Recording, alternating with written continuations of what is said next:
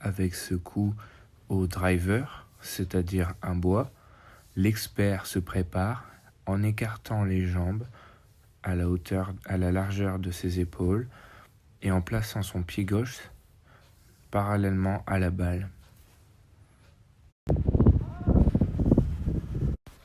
Comme vous pouvez en rendre compte sur cet instantané, le haut du corps de l'expert va observer une rotation vers l'arrière, permettant au club de partir du plus loin possible pour prendre le maximum de vitesse.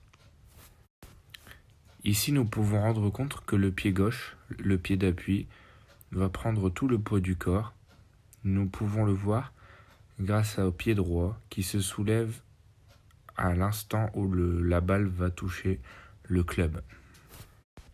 Ici, nous pouvons rendre compte que l'expert observe un coup quasi parfait avec un angle d'envoi de la balle légèrement supérieur à 45 degrés, ce qui permettra à la balle d'être ni trop haute ni trop basse et d'ainsi fuser dans les airs.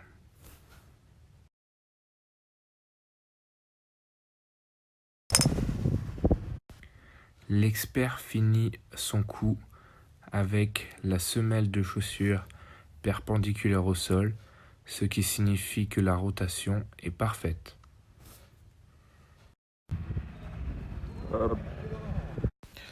À aucun moment dans cette vidéo, nous pourrions voir que les épaules de l'expert soient dirigées vers le sol.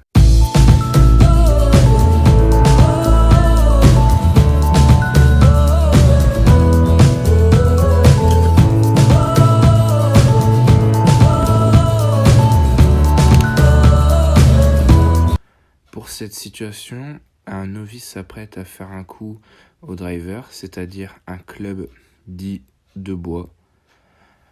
Pour l'instant, rien ne le diffère de l'expert, mis à part son pied gauche qui est légèrement en avant de la balle.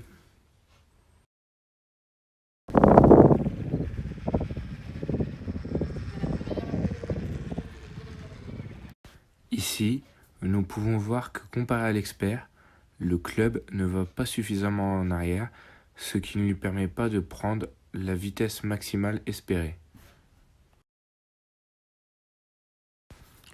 Ici, nous pouvons bien rendre compte que le novice s'apprête à changer son appui avec le pied gauche qui se soulève, mais le problème est que le pied droit reste complètement à plat et ne soulève aucun mouvement. L'angle de départ de la balle est plus que jamais proche de 0 degré, ce qui va la faire rencontrer le sol plus vite que prévu et qui ne la permettra pas d'aller le plus loin possible. Contrairement à l'expert, nous ne voyons pas la semelle de l'appui droit du novice, ce qui veut dire que la qualité du coup est très loin d'être parfaite.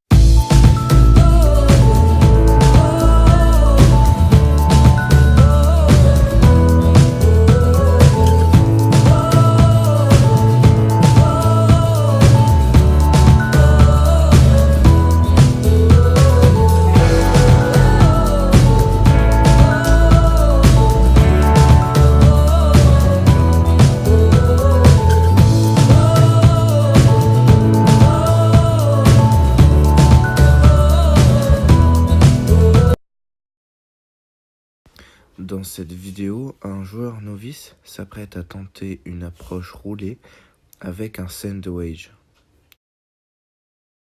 Ici, nous pouvons voir qu'aucune rotation du haut du corps n'est effectuée par l'individu novice. Le coup s'effectue qu'avec ses poignets.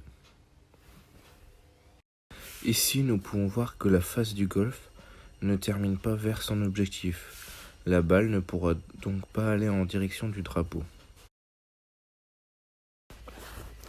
Alors que la balle devrait rebondir au bord du green afin que l'effet rétro du club sandwich fasse son effet, nous pouvons voir que la balle rebondit très proche du drapeau, à peu près 1 mètre, ce qui ne permettra pas à la balle d'être freinée suffisamment pour s'arrêter près de celui-ci.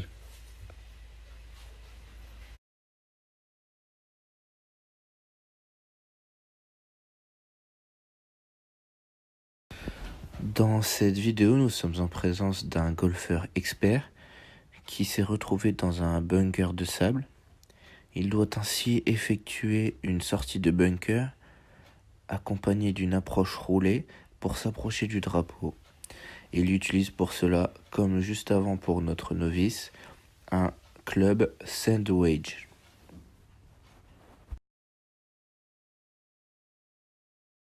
Comme nous pouvons en rendre compte ici entourés en rouge, les pieds de l'expert sont légèrement plus écartés que la largeur de ses épaules.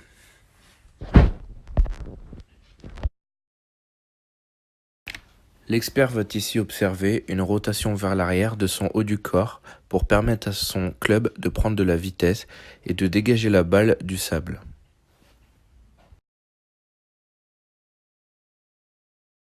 Comme nous pouvons l'observer ici entouré en rouge, la balle monte très rapidement en termes de hauteur. Cela est dû à l'inclinaison du club sandwich.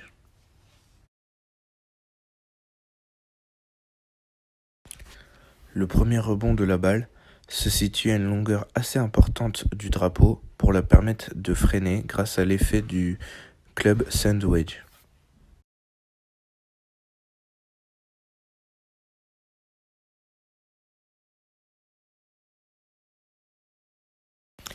Ici, l'expert peut exulter de joie car il vient de commettre un exploit en permettant à la balle en sortie de bunker de rentrer directement dans le trou.